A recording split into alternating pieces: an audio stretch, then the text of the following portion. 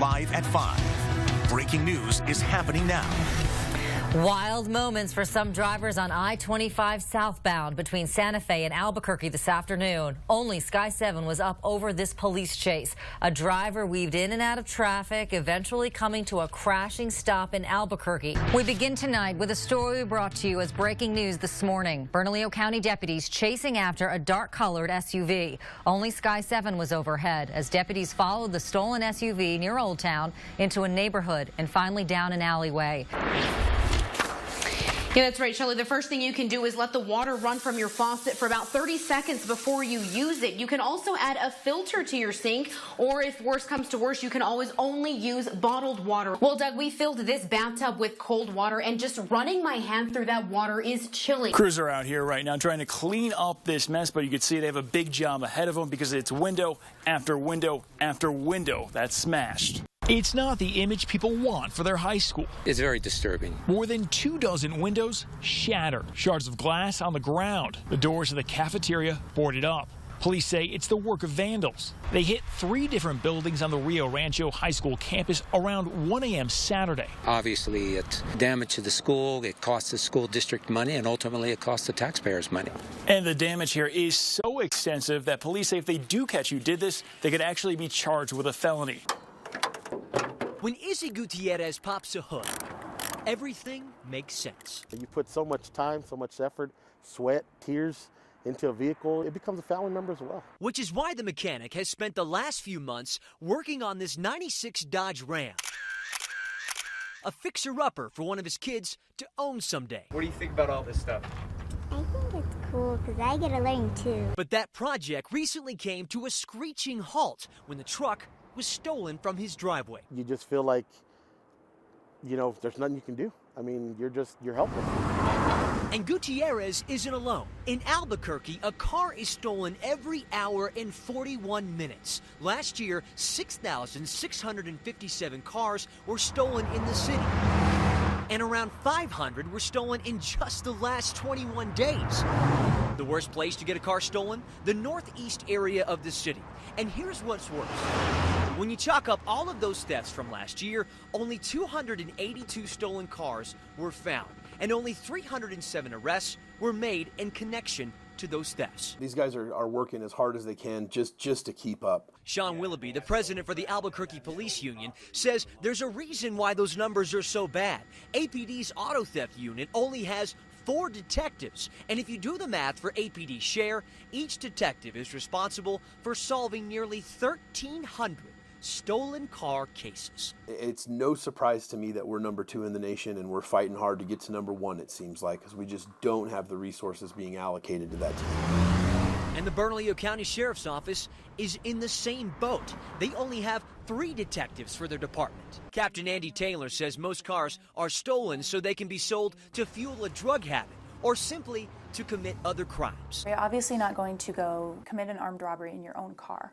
You're not going to do a drive-by in your own car. You're not going to go break into a house and steal everything in your own car. Just one day after our interview, Gutierrez's truck was found abandoned in an alley, stripped and gutted. He's glad to have it back, but to be on the safe side, Gutierrez now takes the batteries out of all his cars at night so they can't be stolen. His advice? Don't be that person that's just trustworthy of your surroundings. And don't let your guard down. GoPro cameras, they've changed so much, so fast about how we see and experience the world. And at this moment, centuries of technique blend with today's technology. One small camera placed in the hollow base of a Pueblo clay pot in the making. 2 worlds collide to give you a new view of a craft cloaked in tradition. If you ask Santo Domingo artist Robert Tenorio what he wants this to eventually look like, he'll tell you it's not up to him. It's her decision. I usually don't know what the pot will be. I usually let the clay lady be what she wants to be. Tenorio is considered one of the most successful potters in New Mexico.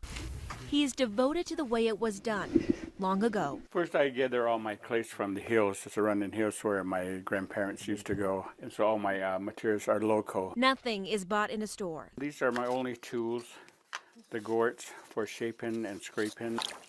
His hands form and mold the clay. As he works, Tenorio thinks of how awful the pot will turn out. We talk negative or reverse when we're making pottery until it comes out of the fire, and then you can talk of all the good stuff. His work ends up here in this Santa Fe gallery, displayed under warm lights. Tenorio's grateful his art will be around much longer than he will. The potter will go, but the pottery will stay, and it's something that I will leave behind in this world for people to see. And on this day, photography's evolution, allowing you to see how traditional pottery is made. These cameras will likely keep changing, but some things won't. Dylan McCullough was just 16 when he became addicted to prescription pills. Mostly hydrocodone, Percocet, oxycodone. All potent drugs that McCullough... I've never once had a prescription for opiates. How are you getting your hands on these drugs? Just, street dealers essentially, people at my work. McCullough says he was popping pills constantly and overdosed several times. The most terrifying place I've ever been in my life. The 22-year-old is now clean but knows your kids could be the next victims. There's certainly a large market for medications that have been prescribed and then sold to people that should not be taking them. New Mexico ranks second in the nation for prescription pill overdose deaths. That's why Dr. Evan Baldwin is working with Southwest Labs. It opened last month, and doctors who prescribe medications can use this lab to keep their patients honest. All scientists need is a urine sample. We want to ensure that they are indeed taking it, and that they're not taking other stuff that is risky in combination. Or if a scientist finds too much in a patient's system, it could mean he or she is doctor shopping or going doctor to doctor to get as many pills as they can to feed their addiction. Or they could discover the patient isn't taking their prescribed meds at all, which could mean they're ending up in the hands of teens like McCullough. He thinks Southwest Labs' approach is critical. I think that it's a great idea to find out who is misusing their medications. He hopes it'll save lives. We're not bad people.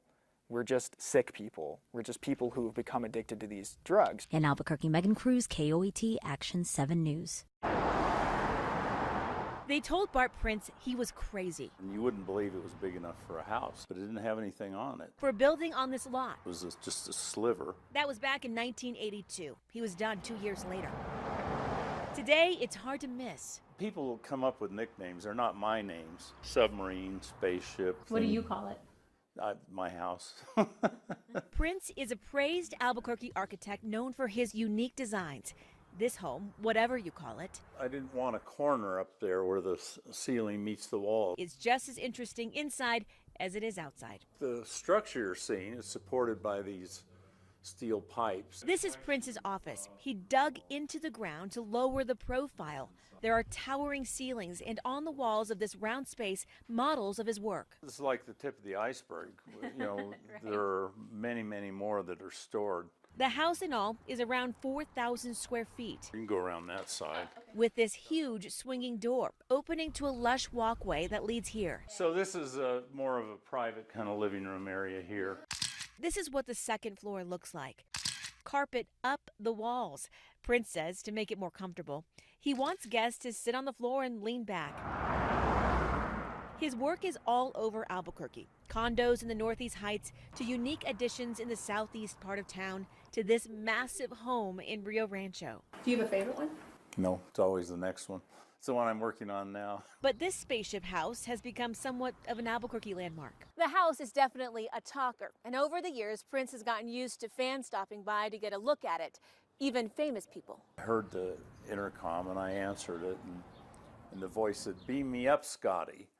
And I went out to the door and it was William Shatner. I said, well, I would if I could, It's pretty fantastic. It's really interesting and unique. It attracts tourists too. This Utah family found out about the home on a roadside attractions app. They even snapped a photo with Prince. I've never seen anything like this. Most haven't, but to us locals, it's just part of our unique landscape.